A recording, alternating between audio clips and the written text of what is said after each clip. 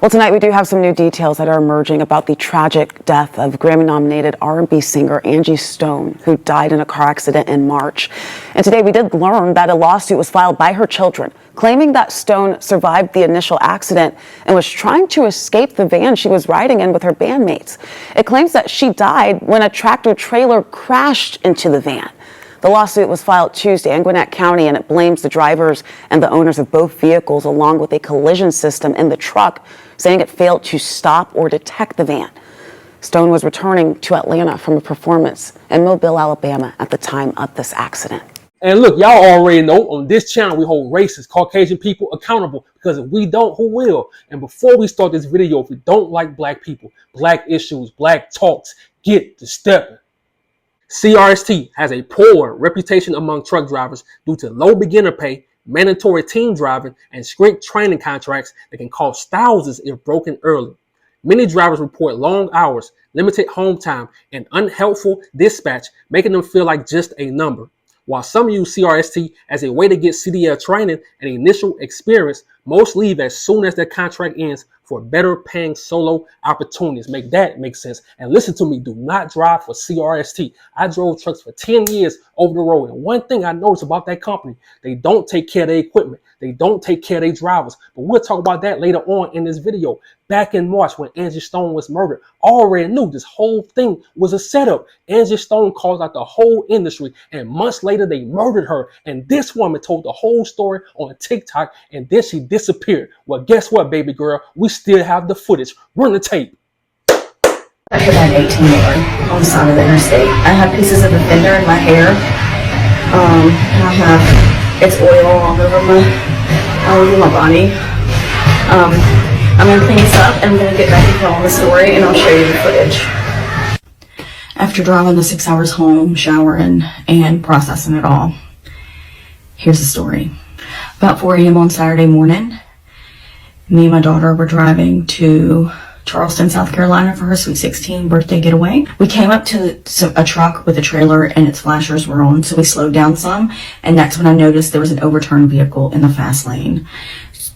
And it looked like it just happened. I pulled over and put my flashers on, and I told my daughter to stay in the car, and I ran over. It was a van, and I ran over, and there were so many people in this van, and they were just trying to get out. And I asked if they'd called the cops, and they said, we're just trying to get out. And they were helping this woman out off the side of the van, and I grabbed her hand and I helped her get down, and she seemed out of it, and I was holding her hand and she was wobbling around, and I said, baby, you got to sit down. And then the next thing I know, I flew and I fell down to the ground, and it felt like something not ran over me but brushed over me. Like something just swiped over my body, and I got up and I could hear screaming, and I just focused in on one screaming, and it was my daughter, and all I could do was run across the highway and tell her to get back in the car. She had to move the car because if somebody else hit us, it could hit her. So she moved the car farther up the interstate, and I called 911, and they said they were on their way. And then all I could think to do was get to my daughter, and that's all I could do at that time. And when I was walking to my daughter, we're really running. The best that I can do, I was in so much pain. My chest felt like an elephant was sitting on it. My legs were so hurt and sore, and I looked up, and there was an 18-wheeler there to cross the median into oncoming traffic, and I knew that's what hit me and ran over and brushed over me was the 18-wheeler. Make that make sense. And you know what's crazy? I was the first one to bring that TikTok video to YouTube. And as soon as I posted that video, she deleted her whole TikTok account. She disappeared and she got a lawyer. But I'm always telling y'all, no matter what, Caucasian people will always stick together. Right or wrong, they will always stay on code with their people. I bet you she's not going to be in the courtroom with Angie Stone kids, helping her kids and telling the judge what she saw. She not going to do it. They already paid all of them off, especially her. I keep telling y'all, the game is cold out here. And this article is by News 19. It was published September the 4th, 2025, yesterday. Two children of R&B singer Angie Stone are suing a trucking company, truck manufacturer, and others, seeking damages for an Alabama interstate crash that unalived Stone. The suit says Stone and the other occupants of the van survived the initial pre-dawn wreck, and that passers-by pulled over and helped 5 of the 9 occupants crawl out. Stone was still trying to get out when an 18-wheeler slammed into the van. They are suing the van driver, the truck driver, the man, and the companies who own the van.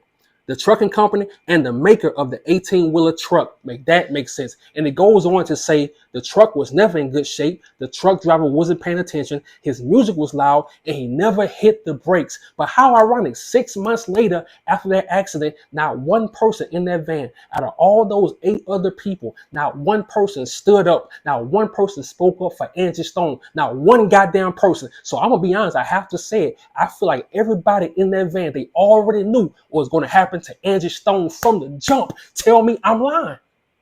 And then I said, wait, let's go back to the article that was released back in March, because the rabbit hole gets even deeper. Check this out. And this article is from MSN. It was published March 16, 2025, 15 days after the accident. Initial reports indicate that the van first overturned in a single vehicle crash, the cause of which remains under investigation.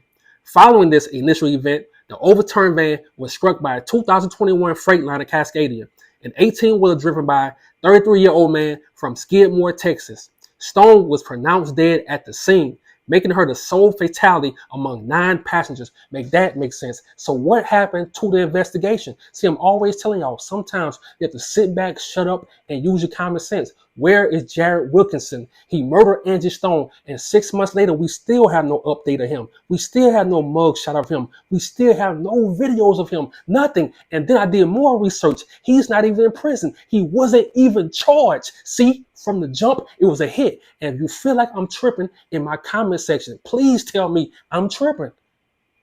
Angie Stone called out the whole industry and Clive Davis for stealing money from her for over 30 years, and everyone in that van was paid off to keep their mouth shut. Even this woman, I keep telling y'all the game is cold. I keep telling y'all Hollywood is evil and cold.